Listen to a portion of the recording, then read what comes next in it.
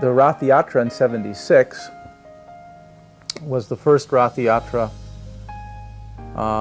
in New York. There had been many attempts to have small ones in Central Park without permits, but it's a very, very difficult city to get a permit in. And there had been a mayor's edict in 1962 saying no new parades on Fifth Avenue. And yet somehow or other, now with the advent of our new temple, the 55th Street Temple, moving of Radha Govinda into Manhattan, which was what Srila Prabhupada had wanted, there was to be a RathaYatra. ISKCON was to be 10 years old now, 1976. So for the birthday celebration, there was to be a RathaYatra on Fifth Avenue. Well, how to do that?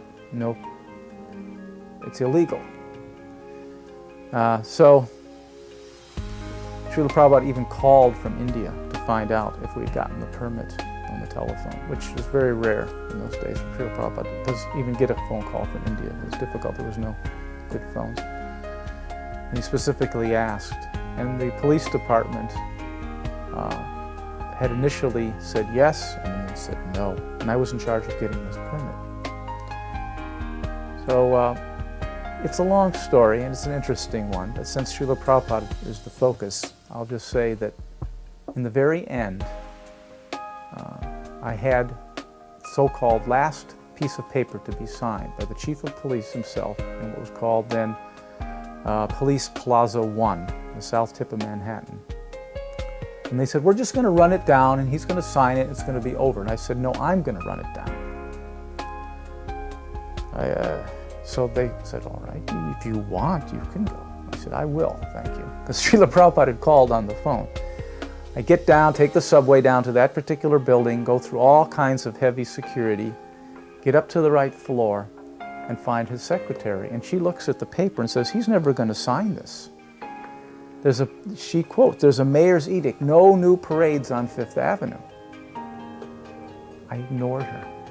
I hopped over the turnstile, which was some kind of a minimal barricade, went right into the guy's office. It was like out of a movie, a big fat guy, been in the force for a million years. I put it on his desk and say, you're to sign this, if you will. He looks at it, starts chuckling, and says, I don't know why I'm doing this.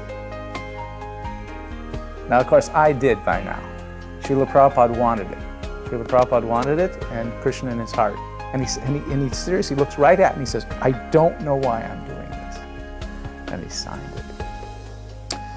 So here he was, the leader of the International Society for Krishna Consciousness. We're looking in mundane terms here.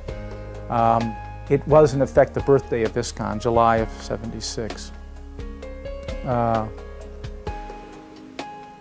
He's surrounded by disciples praising him. And what does he do? He turns to Tamal Krishna Maharaj, who was then GBC president of the New York Temple, and he said, who did it? He doesn't say, I did it. Because all of ISKCON, of course, was operating off of his energy very clearly. Or yes, it's all glorious. He turns to him and says, who did it? He knows things happen, as he says in the very introduction of the Srimad Bhagavatam, that everything comes down to people, to persons. And it's a personal movement. So Tamal Krishna Maharaj said, well, Jayananda built the carts until Son Krishna got all the permitting. And so Srila Prabhupada, right then and there, wrote me a thank you letter. So it's interesting.